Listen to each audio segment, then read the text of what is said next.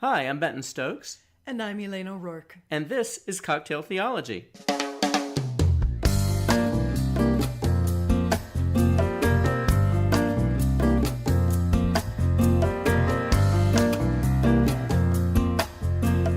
Hi there. Hey there. So we are on episode 12. Isn't that hard to believe that we're already on 12? It is. It's an even dozen, a dirty dozen, so to speak. It is. Seems like we just started. So this one, though, you went and did an interview with our friend Greg Richardson. I did. We had a really great time. We met at a pub in Highland Park, which is in Northeast LA. It's a little noisy. I think you can hear us okay. But there's like a basketball game going on in the background, and you hear people kind of cheering and clapping at points, and the jukebox is on. There's Phil Collins and Santana pretty pronounced in the background in a couple of places. But so YouTube is going to just block that whole section pretty out. much. Okay. Pretty much. Yeah, we had a great conversation. Greg is based in Pasadena.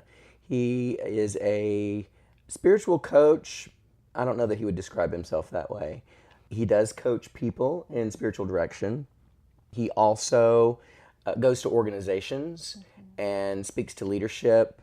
His area of concentration is on contemplative practices and how to integrate contemplation into decision-making and action, which is really interesting. And then he works one-on-one a lot with folks. He'll say a lot in our conversation about the work that he does. He has a regular blog on patheos.com. strategicmonk.com is his website. He also has a column that he does monthly on debelly.com. It's DABELLY.com. That is on craft beer, because he's very passionate about that. And we do have a conversation about beer toward the end of the episode, which is fun for me because I know nothing about beer. So this is contemplation and craft beer is what I'm hearing. Contemplation and craft beer. I like that. Yeah. I like that. I can't wait. Yeah, it's exciting. So this is my conversation with Greg Richardson.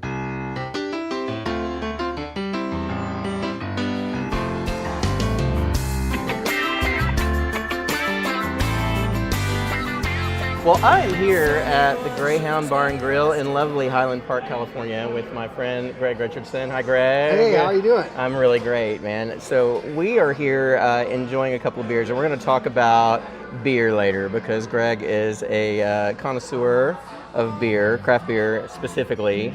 I am not, so I'm going to get schooled in beer, and we're having some fries and having a good time, and we're going to talk about all kinds of stuff.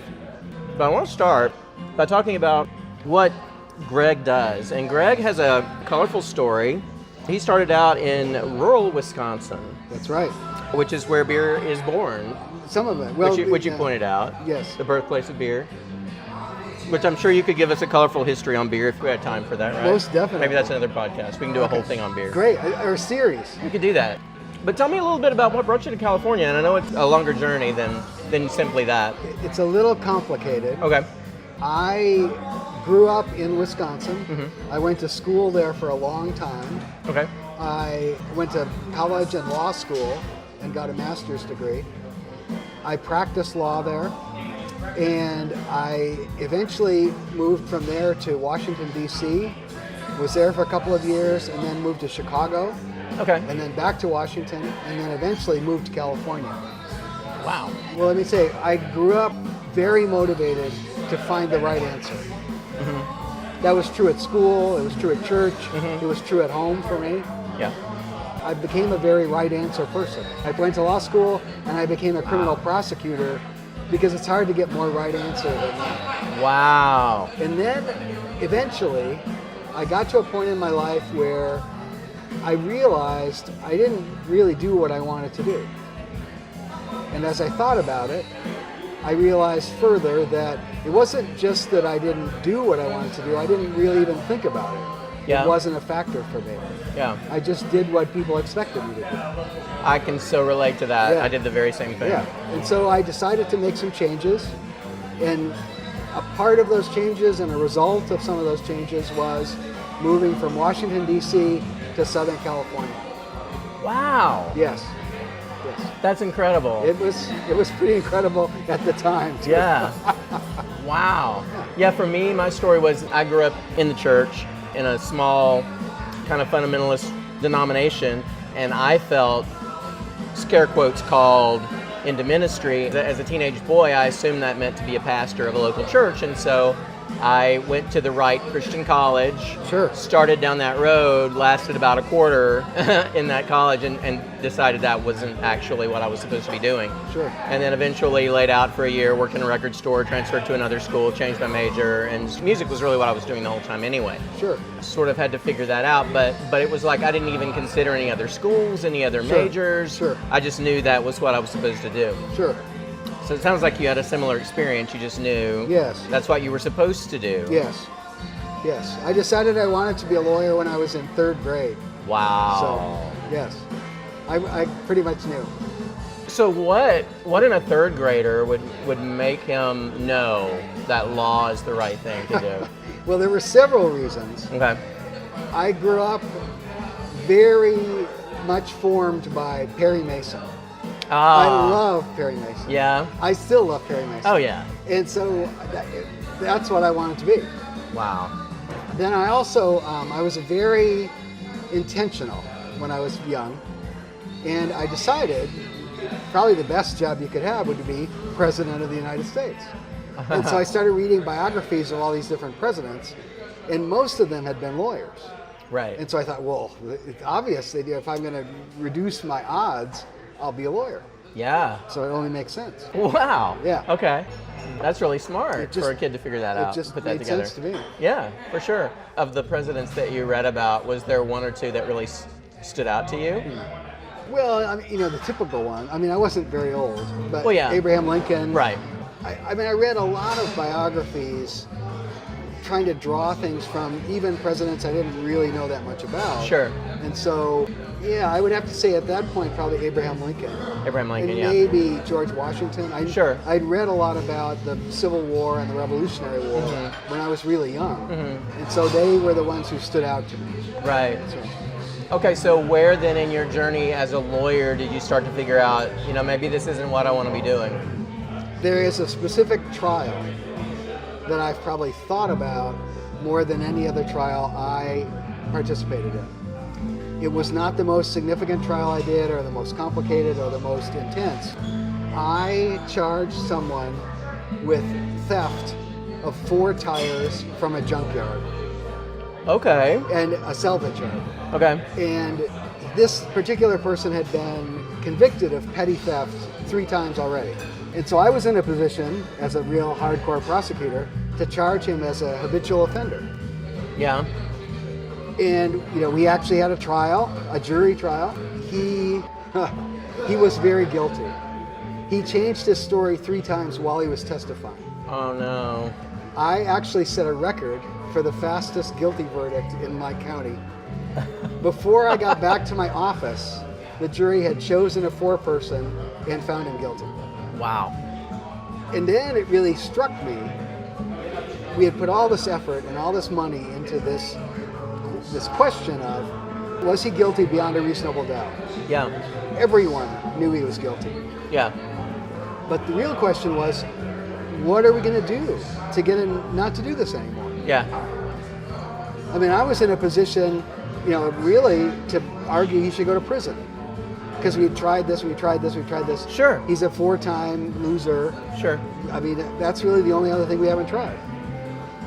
He did not go to prison. I did not argue that. But I really don't know how effective we were at getting him to stop stealing things.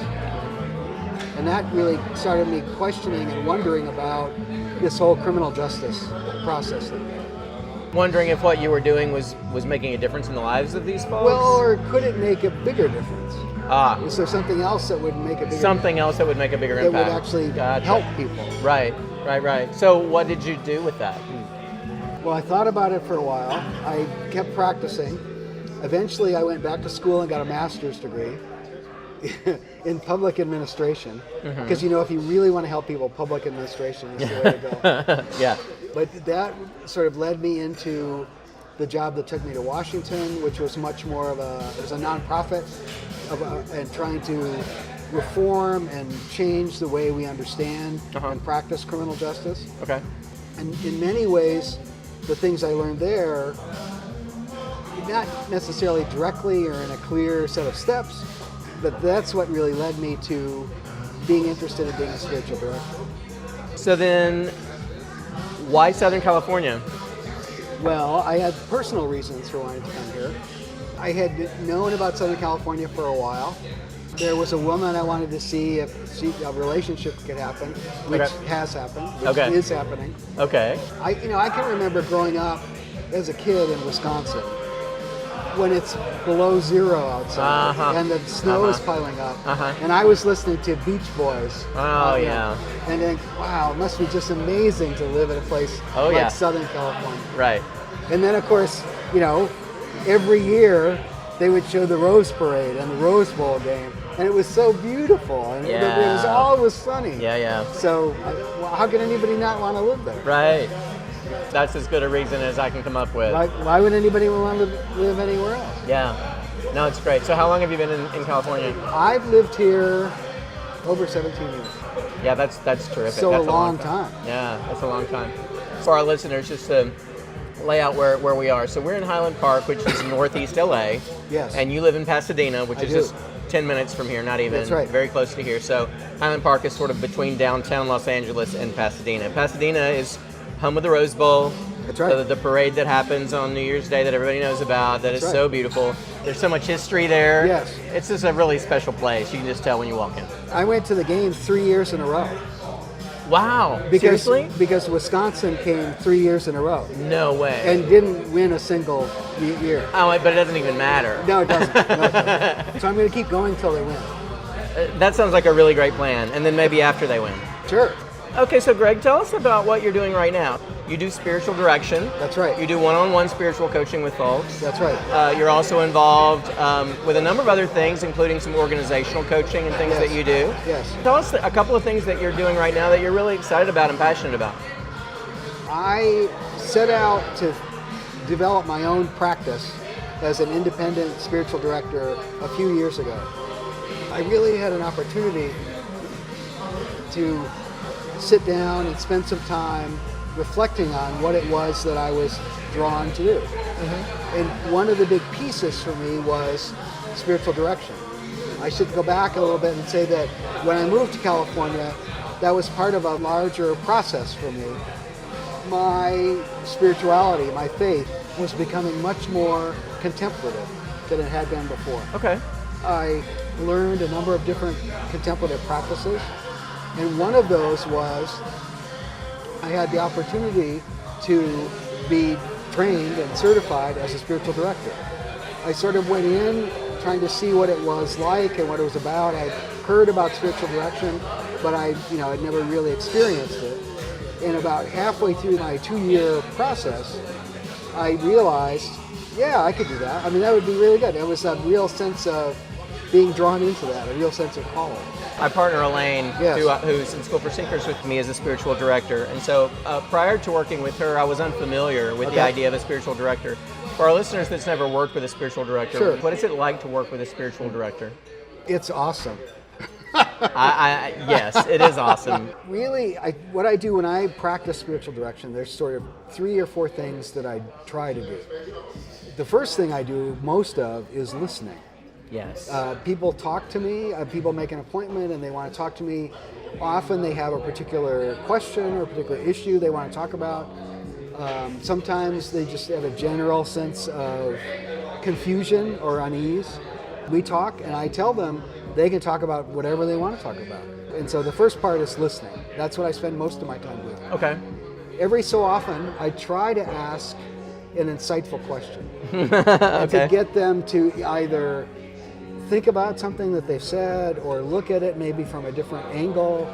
Sometimes I hear about something and I want to find out, so what do you mean by that? Explore that a little bit more. Right. I typically, when I meet with someone, I guess the third part is, typically when I meet with someone, we either laugh or cry. Okay. Or sometimes both. Right. But I mean, generally, it taps into something they didn't maybe realize was there, or they didn't remember, or there's more there than they appreciated at the beginning. Right. Okay. So that's what I do. How is meeting with a spiritual director different than meeting with a counselor? It's actually very different. Okay. what I understand, my perception is that counselors and therapists they sort of have an idea of what's normal. Yes. Or what's sort of right. Okay. And they try to move people toward that. I have a lot less of an idea of what's right than I used to. I'm really listening. And so if you want to work on something, I may ask you a lot of questions about it and get you to explore that for yourself. But I'm not going to say, well, what you really need to do is this or this. Some people really like it when I give them homework, things to work on. And so I try to come up with something that they really won't want to do. And so then they won't ask for homework anymore. But I mean, that's a little bit of an exaggeration. But I mean, I like homework that sort of is not expected. Right. It's not a checklist, and it's not, these are the steps that you need to take. It's really opening up more. That makes a lot of sense. Well, one of the things that I read in a blog that, in fact, you posted today, about the difference between spiritual practice and spiritual discipline. Yes. Tell us a little bit about that. I hear both of those terms mentioned. Yes. And I hear them mentioned somewhat interchangeably, Yes. but they're distinctions that you make. Yes. The way most people use those terms, they're pretty much two different words for the same thing. Okay. I just think that practice and discipline have very different connotations for me. To me, discipline is really more formal. When I think of discipline, I think of being in the military, Yes. like a Marine or something. Yes. And so somebody is there to tell you what to do. Whereas practice for me, I really don't like to practice either. But practice for me is there's more of a sense of exploration, I guess, and more of a checking things out, trying this or trying that. Right. In a way, I think practice can be more playful than at least what I hear discipline is being. I would agree with you. I think, being a musician, I find the word practice less intimidating than discipline. Discipline is a word that I tend to sort of Yes. push away from a little bit. I really didn't practice musical instruments very well either. But for me, practicing law was a whole different experience Wow. than practicing whatever I was trying to play or practicing, some kind of athletic thing. Yeah. Practice was kind of a waste for me. I Uh-huh. just wanted to play. You just want to do it. Yeah. Rather than practice it. So spiritual discipline, it almost sounds like to me, and please correct me if I'm wrong on this, but it almost sounds like to me, spiritual discipline is almost like your headspace, where spiritual practice is more like the things that you put in place to do. I don't think there's a big difference between the two. Okay. People are talking about the same kinds of behavior Okay. and maybe even the same behaviors when they talk about discipline and practices. I just think that calling them disciplines doesn't motivate me. Not helpful. It motivates me even less than calling them practices. Right. Something else that I noticed that you said was that spiritual disciplines, if I start one today, it may not be as effective or powerful for me 6 months or a year from now as it is today. Sure. So it's possible that I may need a different practice in another year. It's not a lifetime commitment. Right. I encourage people to try things. And I also encourage people to stop doing things. I've had people come to me who've been in church their whole lives. Yeah. And now they work there. It's so boring. Yeah. And they don't know if they can take it anymore. They'll come up with any excuse that they can not to be there. And so Wow. what I often tell people is, first of all, I ask them questions like, where are you closest to God? Yeah. Where's the most sacred place that you spend time? They rarely say in church. They say they have a cabin in the woods, or Right. there's a place on the beach, Right. or mountains, or there's some natural thing. Some people, downtown is a sacred place. Yeah. And so I'll say, then instead of going to church on Sunday mornings, go there. And I said, don't go back to church until you want to, until you're drawn to. Oh, wow. That's really great. And it's they're just like, wow. Nobody's ever told them that Nobody's before. ever told me to do that before. Right. Well, that kind of comes down to the idea that sacred can be really anywhere that you find it. Absolutely. Well, sacred is everywhere. And sacred is everywhere. Right. One of the things that you talk about a good deal is stillness, Yes. which is something that I'm fascinated with. And stillness is something that I have a hard time finding. Yesterday, I kind of had the day to myself and I didn't have any plans. It was a completely unscripted day. I ended up at Eaton Canyon. Yes. I was up in Pasadena. I had gotten coffee and kind of started driving up Altadena and ended up over there. Got out of the car, started walking. Went all the way up to Eaton Falls. Wow, that's good. And the physicality was good for me, Yes. but my head was still racing. Walked the mile and a half back to my car, got in and started driving. Wasn't ready to come back to where I'm staying, so I kept driving. Sure. Ended up driving through the Santa Monica Mountains, Malibu. Wow. Then drove down the coast on Awesome. PCH, Awesome. ended up in Santa Monica. Yes. Among people and in the city, which I love. Yes. Grabbed a sandwich, walked over to the beach. Head's still racing. Still can't seem to quiet. Sure. And then I end up sitting about in the sand, about 10 feet from the ocean, with nobody in front of me. And then finally, Yes. everything started to settle. Yes. And it took me 8 hours Sure. of just rambling and wandering and being, moving, Yes. sitting, eating, walking, mountains, ocean, driving, alone, everywhere, to finally get to a place where I could start to feel a little bit of peace settle. Yes. And that was like the first sense of stillness I got all day yesterday. Yes. Stillness is hard to find. It can be. It can be. I know that you talk a lot about centering prayer, and, Yes. and that again is a spiritual practice. So that is something that you intentionally build into your day. Yes. So that you are finding stillness because you are seeking stillness. Yes. And that's not a practice that I currently have in my life, that I need in my life. And that's something that Elaine talks a lot about. But finding stillness, when that's not a practice that you have in your life, can be really, really hard. It can Yes. be very, very difficult to turn off Yes. everything else. Yes. How would you direct someone who wants to find stillness, who's desperately looking for some stillness in the midst of a very busy life, schedule, work, kids, and everything else Sure. that goes along with that? Sure. And they recognize they need stillness. Sure. How do they find that? Yes. I think it's a challenge because it's not just being still. There's more to it than that. Their lives are full, but also the way they approach their lives is not still at all. Mm-hmm. We approach life as a list of things that we have to get done, or responsibilities. Right. There are lots of pressure. Right. And I think essential to stillness is not allowing that pressure to box us in. I think even people that have a regular practice of stillness, like a daily or weekly practice, Right. find it hard to identify that still, or experience that stillness. I mean, even me, part of my journey into contemplation, I became what's called a lay oblate at a Benedictine monastery. Yeah, tell me what that is. Okay, monks are people that live at the monastery. Right. They take vows and they live their lives according to a rule of life. Yes. Oblates are people that don't necessarily live there, but they connect to Benedictine life, to monastic life, and they also take a vow, which isn't the same, but it's based on the vow that monks take. Okay. And then they have a connection, usually to a particular monastery, particular place. The monastery where I'm an oblate is up in Big Sur, California. So it's like 5 or 6 hours away. I try to go up there at least once a year. Leaving Los Angeles, actually leaving Burbank, is when I start feeling things falling away. Wow. Because I got everything, I'm ready to leave, and I make the turn to head north, and stuff starts falling away. And pretty soon even like the radio stations on my car, Start losing them. dissolve. Yeah.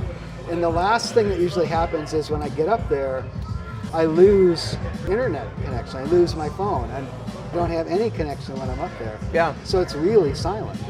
Each year, there's a stronger sense of like sort of going home, and stuff just calms down. I don't know exactly how to replicate that, Yeah. but I try to keep that in mind, in a sense. Yeah. One of the things about practice is I don't think things get easier with practice, but they kind of become more familiar. Like when you practice playing an instrument, or when you practice a sport, Yeah. it doesn't get easier, Yeah. but it becomes more familiar. You have a feel for what it's happening. Right. And that's essentially what happens when you have a practice of stillness, or something that is designed to be a practice of stillness. That makes sense. I also think that we want to go somewhere where it's really quiet. That can be helpful, but I think the real stillness comes from within us. Right. And so it's, in a way, it's sort of the stillness in us connected to the stillness all around us. Right. Yeah, I think it has to be here. That's what we experience. It's so rare that I'm actually where it's quiet. No, that makes sense. So you mentioned contemplation. Yes. Contemplation is something that is a practice, if I can call it that, of yours. And contemplation and action is something that you talk about balancing.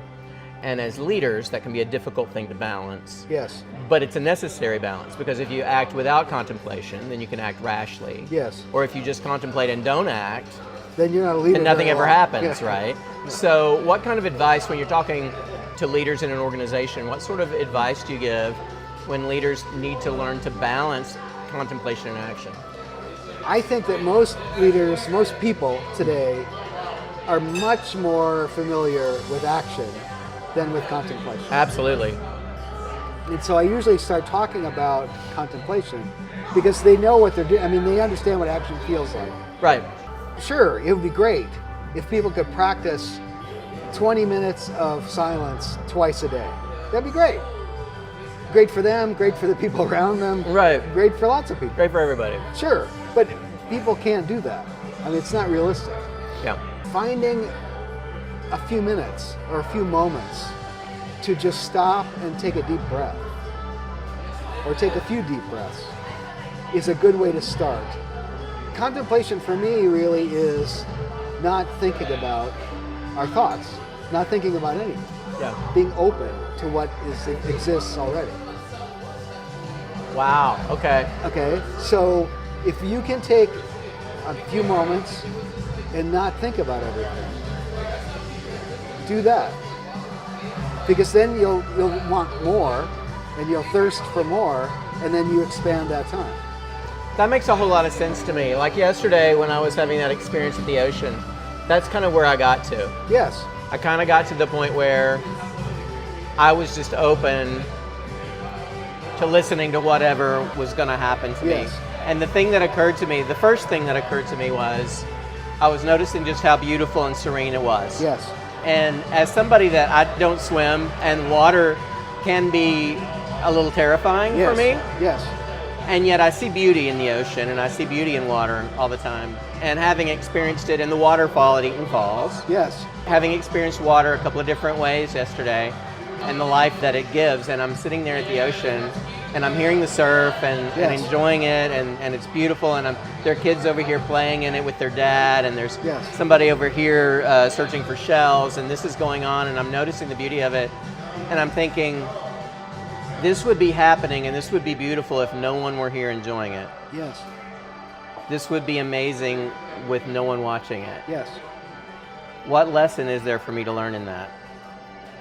I should do what I do whether anybody watches or not. Yes. I should do what I do and be who I am because that's who God made me to be. And you are. And that's what God made me to do. Yeah. Just like God made the ocean and this beautiful blue sky and everything that's going on right now, these gulls and that pelican that just swooped down to grab that fish. And everything that's going on right now is happening whether anybody were here to watch it or not, or enjoy it or not. That's right. That was the first thing that I received when I'm sitting there. And I had to get quiet enough Yes. to open up to that and receive that. Yes. And then from there, you're right. Then I was hungry to know, well, what else? What else can I gain from this? What else can I experience from this moment right now? But it does require that stillness. You have to be able to get in that space where you can just shut everything off. And I think you're right. Practice is the way to get there.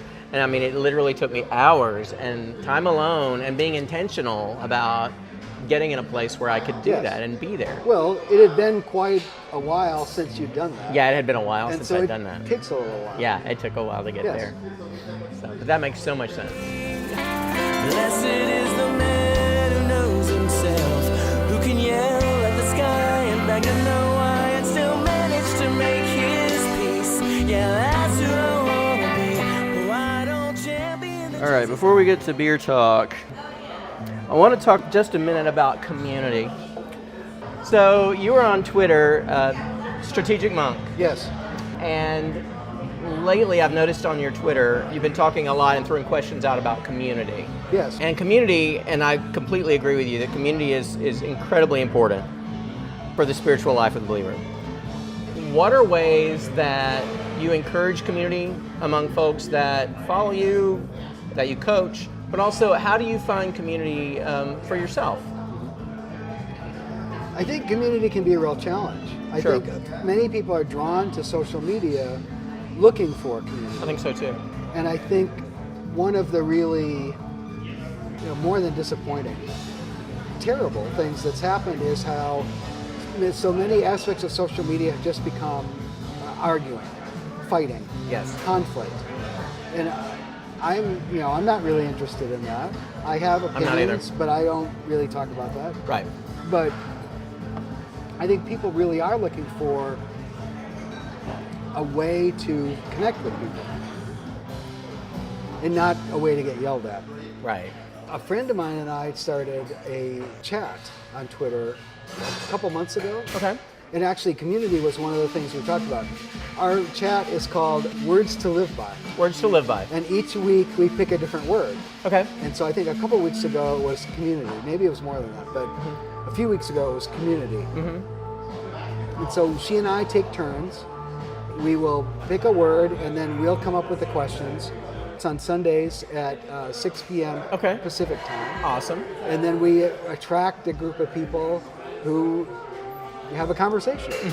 And we're pretty overt about it not being about fighting. We want to respect each other. Right. But we also want to explore something in more depth. We want to, really think about it for a while. I love that. I think community can be really difficult to find in real life, IRL.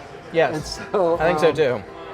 It's a challenge. I'm in this program. I'm finishing this program called Education for Ministry, Yes. EFM. Okay. Uh-huh. And I'm actually just finishing my 4th year. And one of the books that we read this year is a book by Verna Dozier called The Dream of God. Okay. And she really describes some of the differences in the church between the institutional church and the community of the church.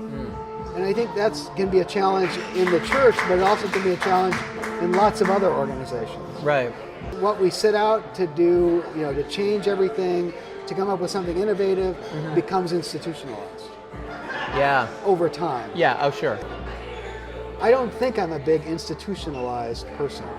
Although You don't strike me that way at all. Well, I mean, with the background in law and public administration and all this kind of stuff, you'd think I'd be more, I don't know, tied in. Yeah. But yeah, I think it's the community that's important.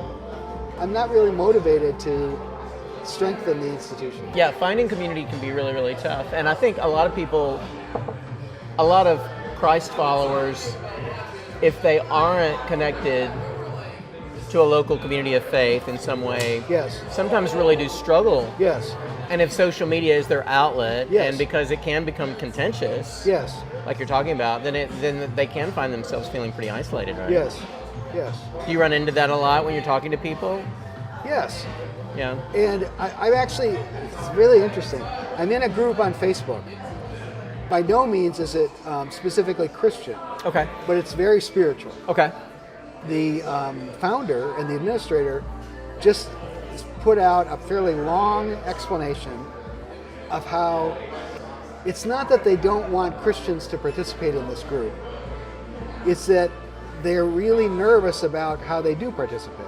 Ah. That this is not a group that people, participate in and say, no, that's wrong. Oh, right. And that's, in their experience, what Christians do. What Christians do. And they want to argue about the finer points of theology. Yeah. And that's not what they're about. That's not what they want that group to Yeah. be. Wow. I just thought it was fascinating. Yeah. That, primarily because that's their perception of Christians. And That's a lot of people's perception. I can of Christians. understand that. Well, and it's a pretty valid perception. It's a pretty valid perception. Yeah. And so I just think that's really kind of the opposite of what Christians are all about. Yeah. I don't really see Jesus as a very institutional kind of a guy. No. I don't no. see him arguing the finer points of theology unless No. it was to make people uncomfortable. Right. And right. he was all about community. Right. He was. And that's the way I read the Gospels. Me too. And I really think that's continued. Yeah. So Yeah. So true. Hey, well, is there anything else about the work that you're doing right now that you're super excited about, or anything that you want to promote about what you're doing, or anything that's coming up that you're excited about? one thing that's actually pretty exciting is I have a friend who is a spiritual director who lives in San Diego. Yeah. And she has started a center. You can go there and you can join and make appointments to do yoga, to do massage, to do all these different health-related things. Yep. And so twice a month, I take the train down to San Diego, and I see people for spiritual direction. I love that. It's great. So the place is called Saffron and Sage. That's really pretty exciting. Tell me if, in your experience, this resonates at all. It seems like a lot of folks are hungry for a way to integrate spirituality into their daily routine. Yes. And a lot of times people will do that with yoga, Yes. or will do that with meditation, Yes. or will do that in a way that is easily integrated. Surfing. Surfing? Yeah. Yeah. Will do that in a way that is easily integrated into their daily routine. Yes. What people want is a practical way, because a lot of folks aren't necessarily eager to jump into a community of faith. Like some of these folks may have had a bad experience with a church. I think there are people who have had a bad experience with the church. Mm-hmm. I think my own personal humble opinion Please. is that that's becoming a smaller and smaller percentage of the people who aren't interested in church. I think there's a lot of people who've never been to church. Yeah, I think you're right. They don't have any idea what it's like. Mm-hmm. They just know it's not for them. Mm-hmm. It's for somebody else. Mm-hmm. The number of, just the people who understand biblical references or biblical allusions is really almost zero. Right. People will make they'll say these things that are to them are cliches, and they don't have any idea what they're talking about. Mm-hmm. They don't relate to them. Sometimes I wanna fly on a backbone of steel, and the reality a little less real. But thank God for grace and gravity. These are the confessions I don't champion the So let's talk about beer. So our podcast is called Cocktail Theology. Yes. And Elaine is a fine mixologist. She won't tell you that, but she is. Okay. We do cocktails. Bourbon is sort of our spirit of choice. And in Tennessee, you can get some very fine that bourbon. That would make sense, yeah. But I don't know very much about beer. I will admit. So I want you to help school me. So tell me what I'm drinking. This is a Sonoran white chocolate ale, I believe. It's a white chocolate wheat ale. Oh, okay. Well, it's very And flavorful. So I think Sonoran is where it's from, the brewery. It's actually, it's from Phoenix, Arizona. White taste chocolate. the white chocolate. White chocolate that's one of the flavors they use in the brewing process. Wheat is the grain that's in it. And then ale is a way that it's brewed. It's a type of beer. Okay. Okay? I'm a coffee drinker. And so I would, if I were talking in coffee terms, I would say this was like a fuller bodied. Yes. And you smell it, get Right. the aroma, and then you take a sip and you let it roll around your tongue a little bit. The white chocolate is really pronounced in Yes. this. Yeah. I'm very impressed with that. It's really good. But you don't have to spit it out. No, it's really, I don't have to spit it out. Thank you for that. Sure, I appreciate sure. it. Now, what are you drinking? This is a Nitro milk stout Okay. from Left Hand Brewing, which is in Colorado. Okay. There's a range of types of beer. Okay. Some of the lighter beers are pilsners and Hefeweizen. And then you start getting, there's like the reds and there are dark ales and, things in the middle. Okay. IPAs, which stands for India Pale Ale, Yes. is a much more hoppy, so it's more bitter Yes. beer, and they're sort of in the middle. And then you start getting to the darker beers, which are generally porters and stouts. Okay. So this is a darker It's beer. a very dark beer. Not necessarily heavier, but darker. Porters and stouts were originally brewed in England, Okay. and then they've been spread around the world. Okay. This is a Nitro stout. Nitrogen changes the flavor, but it also sort of changes the texture. Oh. So it's not exactly injected, but there's a nitrogen in the way it's processed. Cold brew coffee. Yes. Some places are doing nitrogen Yes. in the cold brew coffee Yes. now. Yeah. I grew up in Wisconsin, Yeah. which is a very pilsner place. Okay. I Right. mean, Miller and the other big industrial brewers are pilsners. And then craft brewing, which in a lot of ways has grown out of the home brewing movement. They've gotten into more, here in California particularly, the IPAs, and then the porters and stouts have been popularized by craft brewers as well. Gotcha. Now you said this is a milk stout. Yes, What is a milk stout? that's a very good question. It does not have milk in it. Okay.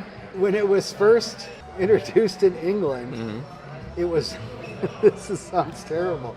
It was marketed to expectant and nursing mothers Okay. because it helped strengthen their ability to produce good Oh, milk. wow. Yeah, exactly. Wow.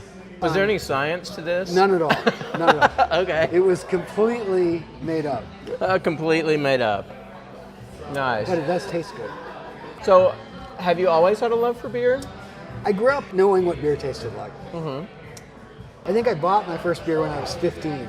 Okay, so that goes way back. Yeah, which was not technically legal at the time. Right, but yeah. so. We're not talking about that. And then I remember I got to a point where beer just wasn't attractive because all I knew was industrial, pilsner. Yeah, yeah. And so I stopped drinking beer for a while. Okay. Then I remember we took my first trip to England, and I'd seen and read all these British mysteries, and I knew all these things that they said when they went in the pub. And so I went into a pub, and I ordered a bitter, and I ordered this, and they're like, this is really good. This isn't like that other stuff. And so that's what really sparked my interest again. Gotcha. And by the time I got back here, the craft brewing had sort of started to pick up. Yeah, craft brewing is huge. It is huge. Okay, so what makes a beer a craft beer? It's a much more complicated question than it sounds like. Okay. It used to be that there was industrial beer and there was craft beer. Okay. And industrial beer was made by one of the big three, Miller, Anheuser-Busch, and Coors. Okay. They all make the same style of beer. And it's essentially brewed to make it easy to transport across the country. The people that make craft beer will tell you it's much more about the quality than the quantity. Okay. And one of the distinctions between craft and industrial is the amount that they brew every year. Okay. Because you can only brew so much craft beer a year. Some of those have grown up so that they're bigger, Yeah. but then there's still these people who brewed at home, learned how to do it, practiced, tried some new things, and then they got space, Yep. and then they set up a tasting room, and people come in and start drinking it and buying it, and they take off. So interesting. I write a column in another online magazine Yeah. about craft beer. Oh, yeah. The magazine is called DeBelly, The belly? D-A-B-E-L-L-Y. Okay. DeBelly. I'm getting much more interested in sort of the spiritual aspects of brewing. I'm moving over the course of this year, and then it'll be pretty focused on that after that. Love that. Yeah. Okay, what's the column called? Right now it's called The Art of the Craft, Okay. but that may That transform may as change. well. We want everybody to check that out. Absolutely. DeBelly is great. Greg, this has been fun. Absolutely. Awesome. So where can everybody find you? Strategic Monk at Twitter. Yes. My website is strategicmonk.com. Okay. My blog is on the Patheos. I'm Okay. on Facebook and all that other, Okay. like everybody else. Like everybody else. Well, it's been great chatting with you, my friend. My pleasure. Thanks so much. Absolutely. All right. Grace and gravity, these are the confessions of a lesser. I'm so glad you got the opportunity to do that, because I, of course, have not heard his voice before. I've only read his work. Oh, so, yeah. So I mean, we've corresponded, Right. but you don't hear the voice. It's wonderful to hear Right. the voice. I'm so glad you got to do that and share that with us. Yeah, it was really fun. We had a great time. and you can you can probably tell as the conversation goes on about how much beer we've had. Because I was laughing as I was editing it last night, and it was just like, oh, I'm a little slurry right there. Who knew that I liked beer that much? Not I. No, not I either. So, but yeah, we had a great conversation. Had a lot of fun. Greg's a really interesting, insightful guy, and a fun conversationalist. And then we had a lot of great conversation after all of this. Yeah. We hung out and ate more fries and drank more beer. So it was great. So that tells you what Benton does when I'm not there. And we'll just let that go, and I won't express my envy at all. So that was Benton's interview with Greg Richardson at strategicmonk.com on Patheos. He has a monthly column about craft beer on Dabelly, DABELLY.com. And he does organizational and leadership coaching based on contemplative processes and practices. Yes. So encourage you going and checking him out. He's a great guy, and we really like him. So thank you so much for joining us for episode 12 and listening to Benton drink a lot of beer. Yeah, thanks. And you can, Anytime. Yeah. Anytime at all. And you can support Benton's beer drinking habit. I'm just totally kidding. By going over to our Patreon site, which is Patreon, patreon.com/cocktail theology, and supporting this podcast on a monthly basis. Yes. And you know what? If you guys start giving sufficient amounts of money, we will hire a professional engineer. We will. We will. Not that you haven't been doing a wonderful job. Yeah, but it would be nice to, Have somebody else have do somebody it. else do it. Exactly. All right. All right, everybody have a wonderful week, and we will talk to you again soon. Bye-bye. Bye.